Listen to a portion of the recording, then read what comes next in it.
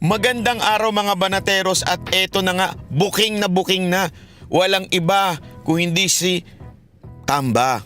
Siya ho ang talagang pasimuno po ng mga panggigipit at paninira sa mga Duterte. Yan po ang sinabi ni Senator Bato mismo. Siya ang may issue dito sa Quadcom. Alam nyo yung Quadcom, di ba? Yung Quadcom na binuo nito ni Tamba. Nagmamaang-maangan pa siya. Nagmamaang-maangan pa yung mga amuyong niyang mga congressman dyan. Alam naman natin na pag yan po ay nagkakaroon ng hearing, talagang kahit pogong issue, dinidikdik ang mga katulad ni Senator Bongo, dinidikdik ang katulad ni Roque, yung mga malalapit, yung mga oposisyon, talaga nga namang ginigipit nitong Quadcom na ito. Baga ba parang sinasabi na pag kayo kumontra, pag kayo ay maka-Duterte o kayo ay kailangan kayo ay alam niyo na medyo tambangan. Bakit tambangan? Kasi tambay, di ba? So tatambangan kayo. Hindi ibig sabihin nun Tamba, ibig sabihin tambangan, talagang yayariin kayo ni Tamba. Alam mo, sa totoo lang, napakadumi trabaho nito ni Romualdez, Napakadumi niyang magtrabaho talaga. Porket hindi manalo-nalo sa national, ilang beses nang tumakbo yan Ilang beses na kasing tumakbo. Alam mo, ako sa'yo, speaker ako lang sa'yo. Kung gusto mong tumakbo, magpapayat ka. Hindi kasi mahirap tumakbo pag malaki. Hindi. Joke lang po yan, joke lang. Pero sa totoo lang, ilang beses na utong tumakbo nasyonal. Alam ko, pagka senador tumakbo ito, pero olats lagi. Kasi nga po, wala naman itong nagandang nagawa doon sa kanilang lugar. Ika nga, wala ho itong resibo, wala ho itong may pagmamalaki. Yung mga proyekto niyan dyan sa kanyang lugar na kung saan siya ay representante, meron ba kayo nakitang pagbabago? Wala. Diba? Puro mga, alam mo yun, ewan ko yung mga project dyan. Baka mga puro puro simula lang, tapos bandang dulo, wala na. Hindi ako nagtatanong lang naman ako sa mga nasasakupang distrito nitong Tamba na ito. Kamusta naman po ba mga proyekto dyan? Tapos po ba o baka naman hanggang simula lang? Hindi, alam nyo, ito. Makinig kayo na mabuti. Alam nyo kung bakit ito si Tamba ganyan? Kung bakit ganyan yan na tila walang amor sa tao? Elitista kasi. Alam mo yung elitista, yung alam mong walang pakiramdam sa mga mamamayang Pilipino. Walang empathy ika nga. Alam mo yung parang alta sa syudad na hindi tayo naintindihan, tayo mga Pilipino, mga ordinaryong Pilipino, hindi tayo naintindihan, 'di ba? Alam naman po natin kailangan natin ng mga namumuno na nadarama yung ating nadarama, yung ating pinagdadaanan ay kanila din pong pinagdaanan. Ito wala ho wala. Kaya dahil diyan, ayan, mukhang lumalabas na yung kanyang maitim na balak na para medyo makapagpapogi siya, kailangan niyang dumihan ng putik yung kalaban niya. Alam naman po natin kung sino yung matunog na tatakbo sa 2028. Although matagal pa naman yan, pero alam naman natin na si VP Sara Duterte ang napupusuan ng taong bayan. Kasi kung iisipin nyo nga kung wala pa daw dayaan na nangyari, sabi ng iba dyan, lalong-lalo na si Atty. Glenn Chong, talagang malayo ang agwat ni VP Sara Duterte dun sa presidente na si Bongbong Marcos, di ba? Kung hindi pa daw dinaya, hindi daw yan Pero ngayon, makikita natin, si VP Sara Duterte, sa kasaysayan po ito ng buong Pilipinas, ng kasaysayan ng ating bansa, na walang nakaabot ng ganyang boto kung hindi si VP Sara Duterte. Mabigat na kalaban si VP Sara Duterte. Yan mo, hindi ho yan chismis, fake news, yan ho'y katotohanan. Wala sa kasaysayan ng Pilipinas na umabot ang botong katulad ni VP Sara Duterte.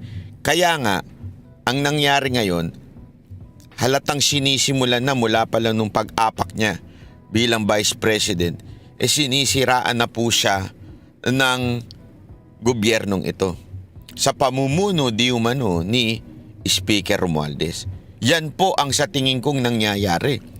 At talaga namang yung black propaganda laban kay VP Sara Duterte, di ba?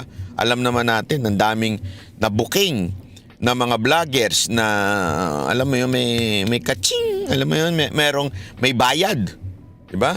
Para atakihin si VP Sara Duterte at ang mga Duterte at purihin si Romualdez. Hindi ko lang alam pero kasi yung isa umamin, di ba? Yung si Makagago umamin. Yung isa naman may voice recording. Although hindi natin sinasabi na si Romualdez ang nagbayad doon, wala tayong sinasabing ganyan. Pero ano bang bukang bibig nila? Sinisiraan ang mga Duterte, particular na si VP Sara Duterte, at pinupuri si Romualdez. So logic says, alam na natin, di ba? Kailangan pa bang i-memorize yan? Obvious na kung sino, di ba? Hindi, huwag na tayo maglokohan. Hindi ko naman sinasabi, wala akong sinasabing fact or wala akong sinasabing sapat na ebidensya kasi mahirap naman ng magkaroon ng ebidensya sa, alam mo yun, sa mga ganyang kalakaran. Siyempre, abutan lang yan wala tayong sinasabing sapat na ebidensya para patunayan yan. But the mere fact na merong umamin na nabayaran siya, tapos sinisiraan niya si VP Sara Duterte, tapos pinupuri niya si Romualdez, kayo na lang po mag-conclude. Tanga na lang yung hindi magsabi niyan. Tama, mali. Nasa sa inyo na po yan. Basta tayo, pinapakita lang natin yung mga facts. Wala ho tayong iniimbentong facts. At nabuking natin yan. Umamin yan nung binanatan natin si Makagago, di ba? Ngayon, ito naman ang sinabi ni Senator Bato. Panoorin natin kasi dito sinasabi niya na talagang si House Speaker ang merong nauna sa likod sa investigasyon. Ito, pakinggi. Ito, pasok natin yan Inakusahan ni Senador Bato de la Rosa si House Speaker Martin Romualdez bilang nasa likod umano ng mga investigasyon ng Kamara sa Duterte drug war. Nako po. Yan ay para magamit umano ang mga malalaman laban sa kanila sa International Criminal Court. Nakatutok si Tina Panganiban. Ito ang unang birada ni Bato. Ang nasa likod daw dito sa investigasyon ng Quadcom, yung pinagsama-samang mga ulupong, mga pinagsama-samang buhaya upang imbestigahan tong quote-unquote EJK, Pogo at kung ano-ano pa, ay si Romualdez daw. Bakit yan? Kung matatandaan ninyo, noong hindi pa ho Vice President si VP Sara Duterte, nung panahon ni Pangulong Rodrigo Duterte bilang Pangulo, 6 na taon yun. Meron na silang binibintang na EJK.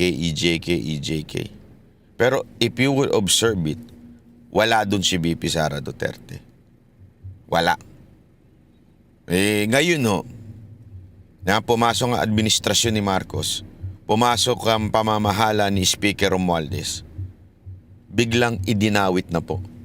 'Di ba meron silang witness na convicted witness. Ibig sabihin isang isa ho talagang napatunayang sinungaling. Anong sabi?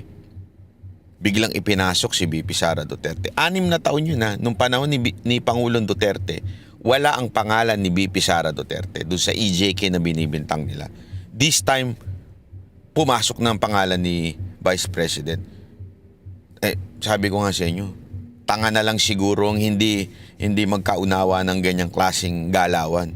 Ibig sabihin, ang ending nitong Quadcom ay ang EJK at yung ICC ay idamay si VP Sara Duterte. Okay? Bakit ba kasi importante ito na malaman natin at maunawaan natin? Kasi nga po, ito, makinig kayo Makinig kayo na mabuti. Maaring gamitin ng ICC etong Quadcom o etong sa Kamara o itong investigasyon sa Kamara na to bilang kanilang investigasyon.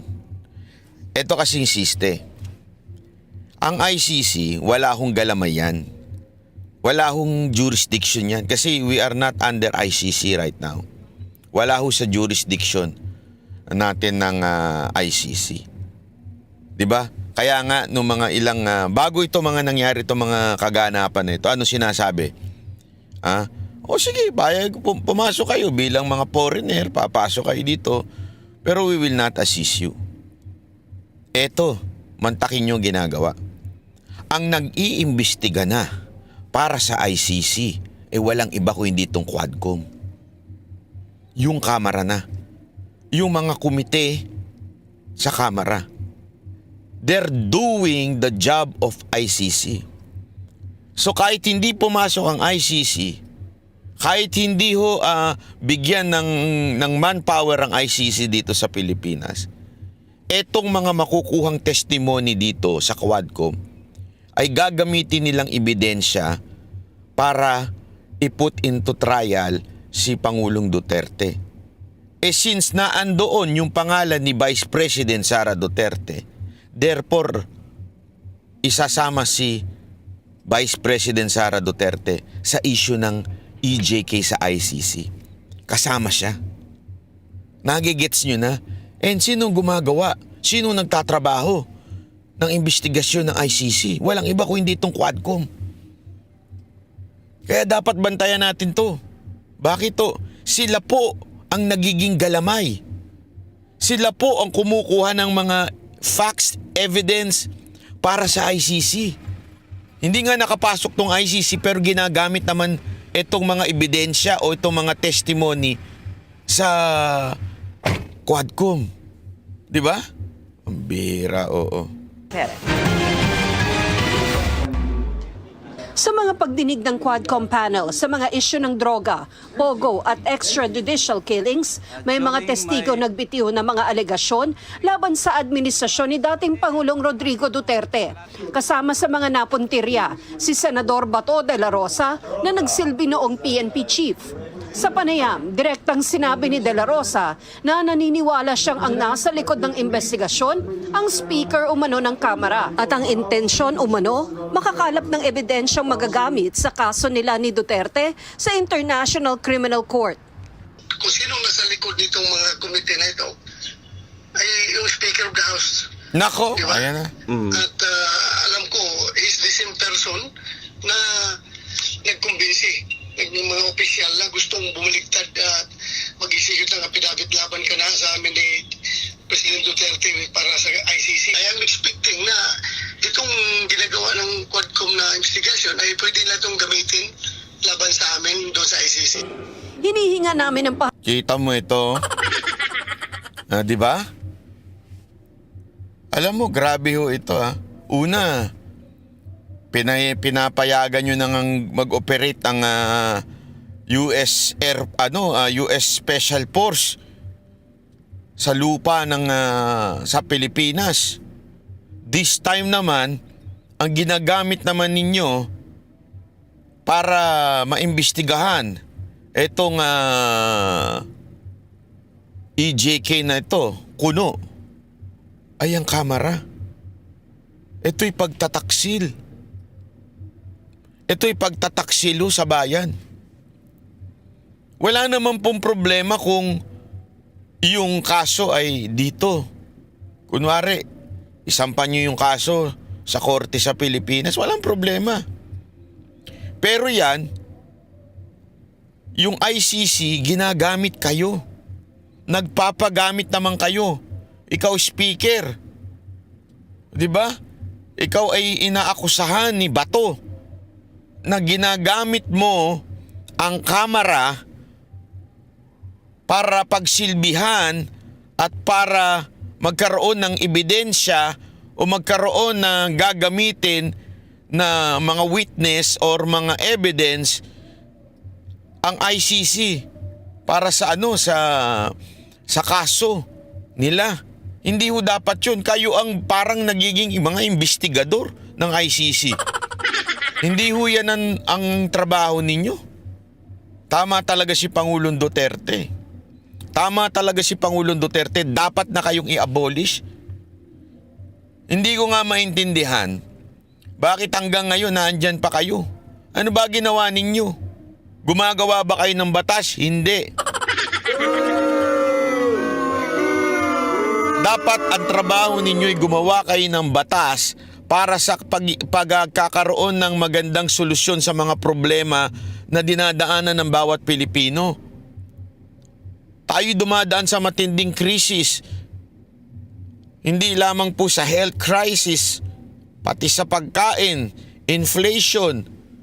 Ang dami nating pinagdadaanan na dapat yun ang pinagtutuunan nyo ng pansin. Pero ano ginagawa nyo? Nagpapaalila kayo sa ICC. Kayo ay nagpapaalila dyan upang magkaroon kayo ng ebidensya para magkaroon kayo ng maipupukol sa mga Duterte at kasama na si Vice President. Para nga naman lumubog siya at hindi na siya makatakbo sa susunod na eleksyon. Halatang halata ka, Speaker. Ang baduy mo talaga. Yung style mo talaga, style ng mga bulok na politiko. Hayag si Speaker Martin Romualdez. Pinabulaanan din ng Quadcom ang sinabi ni De La Rosa. Kung i-accuse nila si Speaker na binuo namin to or nangyari to dahil sa utos ng Speaker, that is so unfair. And ako mismo, hindi ako papayag na gamitin ako para sa isang political agenda. 300 plus kami mga congressmen doon eh. And they can never dictate on us. Especially kapag yung mga ebidensya ay lulutuin namin para lang to cater on certain personalities like the Speaker, mahirap yun. Binuo raw ang mega panel Quadcom dahil nakita ng House Naniniwala kayo dyan? Ha? Naniniwala kayo dyan sa tao na yan? Na hindi sila magpapa-influensya kay Speaker? Sinong ginagawa mo, sir? Kung, wag naman tayo maglokohan. Allocation ng mga projects ninyo, alam naman ng taong bayan, galing yan sa desisyon ng Speaker. Di ba? Lahat ng mga kailangan ninyong project kuno ay galing ho yan sa desisyon ng Speaker. So, alam natin eh. Kaya nga alam nyo, sa totoo lang, hindi nyo ba napapansin? Magkaibang optics ng magkaiba ang Senado at saka Congress in terms of diskarte. Sa Senado kahit papaano, medyo independent pa yung isa't isa. Dito sa Kamara, wala talaga. Dito sa Kamara, kung ano yung sabihin ni Speaker, kaya nga ang dyan di ba? Parang Panginoon nyo yan eh. Kung ano sabihin niya, yun ang sinusunod nyo. Walang maniniwala sa'yo, Mr. Dan Fernandez. Kung ako sa'yo, mag-artista ka na lang. Tapos magkaroon kayo ng ayoko sabihin. Magkaroon kayo ng love team ni Ibana. Di ba? Hindi totoo. Huwag tayo maglokohan, sir. Obvious naman sobrang obvious naman. Hindi ako siya pero obvious naman talaga na kayo gumagalaw kayo dahil sa kumpas ni Speaker. Huwag naman tayo maglokohan. Sino ginago ninyo, sir? Committees on Dangerous Drugs, Public Order and Safety, Human Rights at Public Accounts na konektado ang kanilang mga iniimbestigahan. Oh. Yung mga gustong mag-witness can only be entertained by the Quadcom provided that they execute a sworn statement and a duly notarized document. No? That's the only requirement that we have. Kasi para din hindi kami naman maipit. Nakatanggap din ang Quadcom ng liham mula sa anak ng dating Pangulo na si Davao City 1st District Representative Paulo Duterte na may mga question daw sa isinasagawang pagdinig. We receive a letter, no? Marami siyang mga sinasabi doon questioning yung proceeding namin. But we haven't taken action yet on doon sa kanyang mga letter na pinadala. Kasi I think na na-receive namin yun nung mismong hearing na And medyo 3 pages ata yun. So hindi na namin na-tackle siya. But definitely we will tackle that. Dagdag ng Quadcom, pwede naman daw dumalo si Representative Duterte sa pagdinig anumang oras. Hinihinga namin ng pahayag si Representative Duterte. Sinikap din namin kumuha ng kopya ng sulat ni Representative Duterte, ngunit sabi ng isa niyang tauhan, hawak pa ito. Ba't di kayo humingi ng sulat doon sa Quadcom? Akala ko ba natanggap? Hindi nga tinalakay eh. Hindi man lang pinagtuunan ng pansin ng kamera eh. 'Di ba? Ewan ko kung pakikinggan nila yung sinasabi ni Pulong Duterte. Pero alam mo, konting kahihiyan naman. Hindi, ito na lang eh. Simpleng-simple na lang to eh. Halatang halata yung galawan ninyo. Sino yung mga nilalagay ninyong at pinaniniwalaan ninyo? Hindi, totoo nakita ko yung aside from dun sa isang convicted na idinawit ang mga Duterte, ito na, na-convict na ito sa pagsisinungaling. Yung mga sumunod, yung keso narinig daw sa telepono na tumawag si Pangulong Duterte sa isang warden, sino yung ginamit doon? Puro mga convicted din. Mantakin mo, pinaniniwalaan ng kamera, puro mga convicted. Sa bagay, ganyan din naman kayo eh. 'Di ba? I mean, ganyan din yung inyong pag-uugali, parang ugali ng mga convicted, puro mga sinungaling. 'Di ba? Sabi nga sabi na may mga nagkuwento sa akin pag ikaw daw nasa kulungan, more than 80% daw ang magsasabi diyan na wala silang kasalanan. Laging ganun daw ang mga madidinig mo diyan. Iilan lang daw talaga yung aamin dyan na may kasalanan sila. Sabi nila, hindi pa naman tayo nakapunta dyan at nagtanong-tanong. Pero gayon pa man, ito lang ang sinasabi natin. Mas pinaniniwalaan nyo pa yung mga ganyan. Katulad nung nagkesyo, si Duterte daw mismo ang si Pangulong Duterte daw mismo ang nag-utos para patayin yung 3 Chinese drug lord. Nadinig daw nung convicted. Doon habang kinakausap nung warden. Warden, kausap. Siyempre ganyan. Di ba? Alam naman, si Presidente. Ay, sandali, si Presidente, speaker ko. Speaker phone, si Presidente kausap ko. Ganun. Sinong tanga naman ang gagawa nun? Alam mo na ang Presidente yung kausap mo, speaker phone mo pa. Di nalaman yan. Kasi malalaman mo, kunwari, in-speaker phone ka di ba? Ay, huwag tayo maglokohan. Tayo na nanarantado pa, ginagawa niyong tanga mga Pilipino. Nga naman, sa tingin ko nga naman, tanga rin yung ibang Pilipino, kaya nga kayo nakaupo dyan Di ba? Kalokohan talaga napakagago naman ninyo para sabihin ninyo at gumamit pa kayo ng mga ganyan. Tapos, siyempre, nagbigay ng false statement itong mga convicted na to. Sigurado ko yan ang gagamitin ng ICC. Yan ang gagamitin. Hindi ko nga alam kung hindi ako sure kasi siyempre may mga ganyang usap-usapan Sabi nga nila, baka naman may ex-deal. Anong ex-deal? Pambirang buhay ex-deal? Ex-deal. Sige, tutulungan namin kayo, kamera. Sasabihin ng kamera, tutulungan namin kayo na magkaroon ng mga ebidensya. Kami na mag-iimbestiga. Isang kondisyon. Isama ninyo sa hahatulan si Vice President Sara Duterte.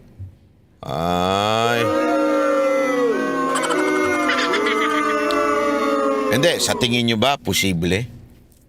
Sa tingin nyo ba may posible na merong kasunduan ang Kamara sa ICC upang idamay si VP Sara Duterte? Kasi posible, di ba? Ako, opinion ko lamang naman to. Kayo, kung naniniwala kayo, ilagay nyo sa comment section, oo, naniniwala kami na may kasunduan ng ICC at ang Kamara kapalit ang ulo ni Vice President Sara Duterte. Oo, naniniwala kami. May kasunduan. Ano kaya yung kasunduan na yan? May kasama bang cash yan? Hindi kasi, alam mo, hindi naman masasabi mo na, tandaan nyo, ang budget nasa kamera. Yan ang pinakamayayamang mga Pilipino, hindi naman yung mga milyonaryo. Naniniwala kayo di sa mga Forbes? Number 1 na milyonaryo, si ganire. Kaya maniwala dun. Nagkataon lang, yung mga businessman na yun, sila yung nagbibigay ng tax. Sila talaga yung nagbabayad ng tax. Although yung iba, hindi nga nagbabayad eh.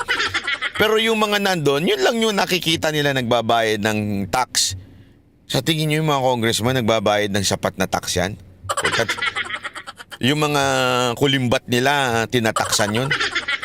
Hindi, sige. O, tanong ako.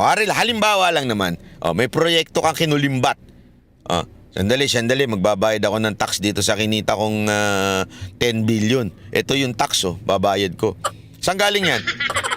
Sa nakaw. Kaya taxable. Hindi yung taxable ang nakaw eh. Yun ang problema. Nagigets ninyo? So malamang yung mga Forbes na number 1 na pinakamayaman sa Pilipinas, malamang hindi yun. Ako may hinala ko kung sino pinakamayaman sa Pilipinas ngayon. Pinuno siya ng isang napakalaking government agency o di kaya government branch. Hindi. Pero ba namang taxable na nakaw? Wala. Kaya nga ito lang mga kababayan. Posible na may kapalit pang cash yan. Yeah? Para, para may pondo kayo. Kasi tandaan ninyo, yung mga ICC, wala naman masyadong pondo yan. Ito. Basta ang kasunduan natin, mag-imbestiga kami. May cash pa. Basta damay nyo lang si VP Sara Duterte. Yan haka lang ng mga iilan, Ngayon ang tanong, posible kaya yan? Aba, malamang posible. Sa tingin nyo, yan kaya nangyari? Kanya-kanya tayo opinion. Pero based on what we are seeing right now, one thing is for sure. Ipinasok lang si VP Sara Duterte dito sa issue ng ICC. Wala siya dito dati. 6 na taon niya na pinupukol sa administrasyon ni Pangulong Duterte. Di ba? 6 na taon niya pinupukol yung EJK. Yung mga tanso vlogger nga, yung mga bayarang vlogger nga, pinagtatanggol pa si Pangulong Duterte noon na hindi kasangkot sa EJK. Tama, mali. Di ba? Yung mga tanso vlogger dyan.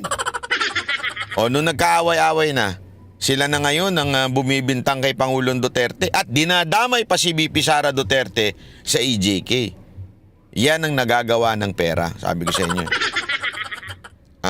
Kaya pag nakita ko yung mga tanso vlogger na yan, hindi ako, walang biro. Sampalin ko talaga ng mga pera yan. Tigbe 20, tsaka tig 20, alam mo yung 20?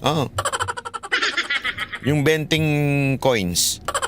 Sampalin ko ng 20 coins yan na nakabalot. Gaga, di ba? Hindi kasi mukhang makapera Para tumatak dito yung mga 20-20 sa mukha nila, di ba? Mga mukhang pera yung mga animal na yan Mga bayaran yan Dati pinagtatanggol si Duterte, ngayon nabigyan lang. Nagkaroon lang ng kondo, dati sa kubo lang nakatira yan Ngayon nakakondo na. Yung isa dyan, naka-raptor na. Dati naka-tricycle lang yan, pumupunta dyan sa di ba? Ngayon naka-raptor na. Dati naka-tricycle lang yan, pumupunta sa istasyon niya. Ngayon naka-raptor na, animal. Di ba? Yung iba nakabili pa ng mga magagandang sasakyan, yung mga dati mga kalye-kalye vlogger lang, di ba? Nagtatanong-tanong lang sa karsada. Yung isa naman dyan, ito, di ko na lang papangalanan dati nagbebenta lang ng suka. Ngayon nagbebenta na ng Mercury Drugstore. Diba? Ganun na binebenta niya ngayon. Kaya yung mukha nung ganun na ganun na Kasi, bakit? Iba na binebenta Sabi niya, okay na tong negosyo ngayon. Ito na, kasi wala na si Duterte. Malaya na naman tayo magbenta ng mga pulburon. Ang bihira ho talaga, oo. Wala na nangyari sa bayan natin dahil dito sa mga ito. Oh, nako po. Ay sabi ko sa inyo, alam nyo, baka akala ninyo forever kayong uupo dyan. Darating ang panahon kayo'y mawawala at siguradong babalik sa inyo lahat ng kasamaan ng sinasabi ninyo at ginagawa ninyo sa kapwa ninyo. Ayan ang lagi nyo tatandaan. Kaya kung kayo ay meron ding naisip tungkol dito sa topic natin ngayon, i-comment nyo ho dyan. At maganda ho, i-share din nyo para makita ng taong bayan. Ano ba ang papel nitong Quadcom na ito? At bakit pilit na dinadawit ang mga Duterte, lalong-lalo na si Vice President Sara Duterte, na nung panahon ni Pangulong Duterte, hindi nga nakikisawsaw sa issue yan Ngayon, kasama na siya dyan sa EJK. Pinagdidiskitahan si Attorney Roque, pinagdidiskitahan si Senator Bato, pinagdidiskitahan si Senator Bongo. Oh, kahit nga akong vlogger, dinimanda rin Oh, sino nagdemanda sa akin? Oh, walang iba ko, hindi yung mga namumuno dyan. Ganyan sila gumalaw. Napakadumi nilang gumalaw. Diba? Pag hindi nila nakuha, di ba sinabi ko na sa inyo, hindi ako nakuha Inalok hindi ako nakuha. Kasi, alam mo, eto papansin ninyo yung mga vlogger na iba. Dati pinupuri si Duterte. Di ba? Pinupuri nila si Duterte. Pangalanan ko na yung mga tanso vlogger. Wag na. Papayapa yung mga animal na yan, di ba? Gago! Dati pinupuri nila si Pangulong Duterte, ngayon binabanata na. Kaya, totoo yung sinasabi ko sa inyo. Dati inalok din ako. Pero, sabi ko hindi ako papayag. Babanatan ko mga Duterte, ang ganda-ganda ng ginawa niya sa bayan natin. Sisirain ko si BP Duterte. Akala siguro nila, makukuha nila ako. Sisiraan ko si Vice President. Nik-nik nyo. Nik-nik nyo talaga. Ang buti-buti ng tao, sisiraan. Ano kayo, mga gago? Hindi ako katulad ng mga patay gutom ninyong vlogger. Hindi ako nakuha. Anong resulta? Demanda. Ganyan sila gumalaw. Ganyan sila magpatakbo. Manira ng kalaban. Hindi ka namin makuha. Demanda abot mo. Mga kababayan, ito lang masasabi ko sa inyo, maninindigan tayo para sa bayan. Hanggang dulo. Hindi ako maaaring kasi nga, alam mo, naisip ko. Hindi ito, walang biro ito. Naisip ko. Ang kayamanan, ang sikat, ang pagiging tanyag, o hindi kaya yung mga accomplishment. Alam mo, pag ikaw namatay, lahat yun masasama sa kabaong mo. Di ba, pag kami nakikita tayong mga dyan, yung mga lamay, nandun lahat ng accomplishment nila. Idadamay lang, malalagay lang yan dyan sa kabaong mo. Anong may iwan? Yung ginawa mong maganda sa kapwa. Ako naniniwala ko doon.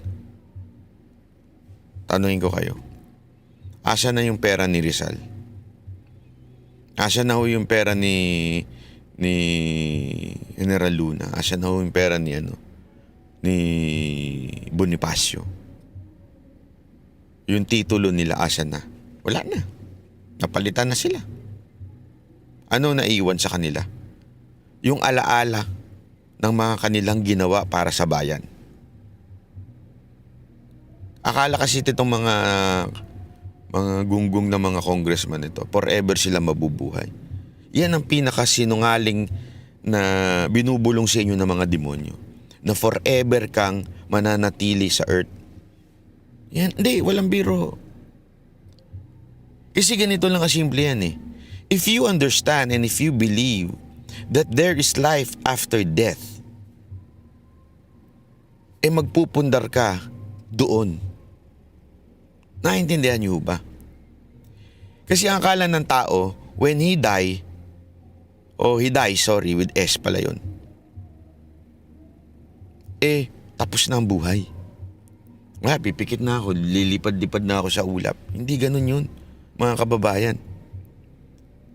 Sabi ho sa salita ng Diyos, there is life after death, and that life is eternal. Mas matagal pa. Panghabang buhay. Ang tanong, where will you spend it? Di ba? Heaven or earth? Heaven or hell? Diba? Hindi pala earth, hell. Kaya kung alam mong meron kang second life, which is pang matagal, di ba dapat doon ka nag-i-invest? Hindi ho dito. Ang problema kasi, eto sorry, I have to, kailangan ko may pasok to. Importante kasi maunawa natin to eh. Alam mo, ang buhay kasi ng tao, dapat mong unawain na hindi lang dito sa lupa. Kung ang pananaw mo sa buhay ay dito lang sa lupa, ang diskarte mo ngayon ay panglupa lang. Okay lang, mag-ipon ka ng sobrang dami, magnakaw ka ng sobrang dami, kung mananatili ka sa lupa. Wala siguro akong nakita o nabasa na biography ng isang tao na tanyag, mayaman, milyonaryo, na nagsabing nung mamamatay na sila, ay sabi nila, ay, buti na lang, ang dami ko naipon. Wala. Marami sa kanila nagsasabing lahat ng kanilang nagawa ay futile o walang kwenta. Kasi nga po, ganun ang katotohanan. One day, ilang taong ka mabubuhay sa mundo na to? Pinakamatagal, 120 o 110. Ewan ko kung umaabot pa ngayon doon. O sabi mo na 100. But after that, you will live more than 100 years, eternity. Kaya nga ang ganda ng sinabi ng Biblia, store up treasures in heaven. Diba? Do not store up treasure here on earth where moth and dust destroy. Parang something like that. Nakalimutan ko na eksaktong verse. Tama. Huwag ka mag-store ng treasure dito. You store up treasures in heaven. How? By doing good things, serving people, loving people, and serving your country. Natandaan nyo yan. Alam mo, ito lang masasabi ko sa inyo. Kung ganun ang pananaw mo, that there is life after death, gagawa ka ng kabutihan eh. If you really believe that. Kasi whatever you did dito sa nabubuhay ka sa mundong to, you would reap it after you die. Or sabihin na natin, in your second life.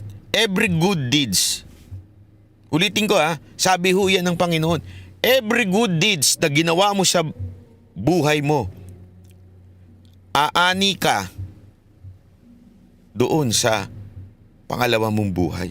Ano to? Sinabi ng Diyos kasi niloloko niya lang tayo? Sinabi to ng Diyos sa atin na wala naman talagang second life? Wala lang para lang gumawa tayong kabutihan? Joke-joke lang yun? It's a prank, hindi totoo yan. Hindi, isipin nyo na mabuti yun. Di ba? Sasabihin ng Panginoon yun dahil binobolo lang niya kayo? No! Sinabi ng Panginoon that there is a eternal life. It is because totoo yan. So dapat, ang gawin mo dito sa lupa ay yung kabutihan sa kapwa, pagsisilbi sa bayan. Kaya nga sabi ko nga sa inyo, hindi ko siya nagmamalaki ako na kaya kong tumanggi sa ganitong amount ng pera. Hindi ho. Bakit to?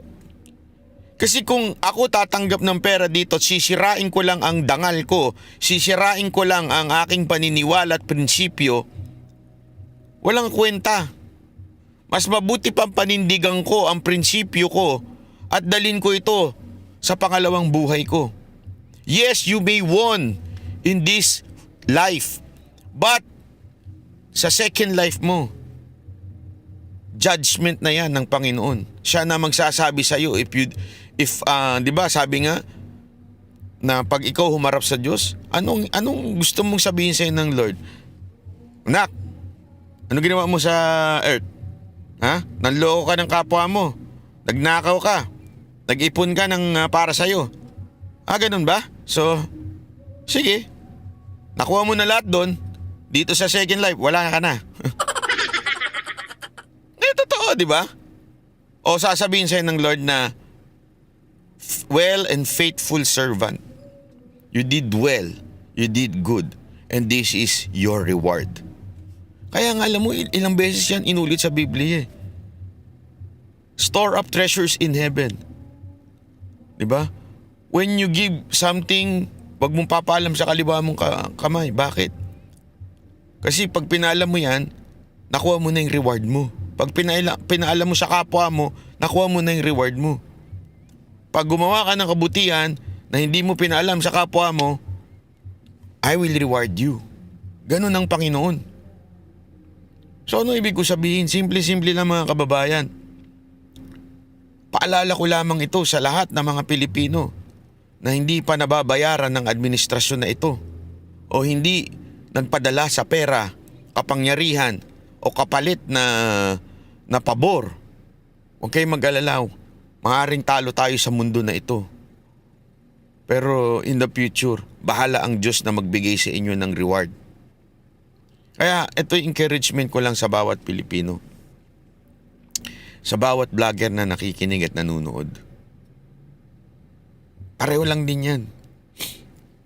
Pareho din po yan nung ikaw ay nagpabayad dito o saan ka magpapabayad pag nasa langit ka na. Di ba? Mas mabuti pang mag-reward sa akin ng Lord kesa naman magpabayad ako dito.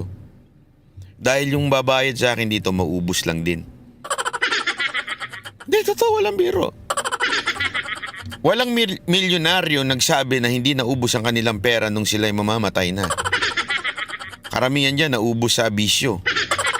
Hindi, panoorin ninyo yung mga ako kasi mahilig ako manood ng biography, lalo na ng mga sikat na mga artist. Lagi nila sinasabi yan. Yung mga namamatay ng overdose. Naubos ang pera nila. Milyon-milyon yun, dolyar yun. Naubos. Bakit? Wala yan, maubos talaga yan. Pero ito ang isang bagay na hindi mauubos. Yung reward mo sa langit. Mag-ipon ka dun. Manindigan ka sa katotohanan. Magsilbi ka sa bayan mo. Bakit ka mo niyong magsilbi sa bayan? Ito lang masasabi ko eh. Simpleng-simple lang mga kababayan. Pero nung ba dito, bago kayo ipinanganak, kinausap niyo yung nanay niyo. Sabi niyo sa nanay niyo, Nay, pwede ba mag-asawa ka ng kano para maging American citizen ako? Baka sinampal ka ng nanay mo. Buo ka na nga eh.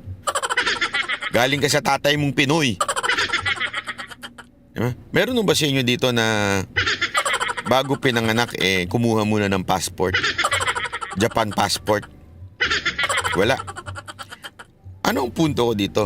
Wala sa atin, bawat isa sa atin, wala ho sa atin na nag-decide kung saan tayo papanganak. Tama, mali. Ibig sabihin, pinanganak tayo sa bansang to. Ano ibig ko lang sabihin? We are destined to be Filipinos. God created us and God made us to be a Filipino. Ginusto ng Panginoon niya na ikaw ay maging isang Pilipino. Alam niyo kung bakit? Para ipaglaban mo bayan mo. Para maging isang Pilipinong mapagmahal sa bayan niya. Hindi aksidente ang pagiging Pilipino mo. Mahalin mo ang bayan mo. Salamat po, ako po si Banat Bay.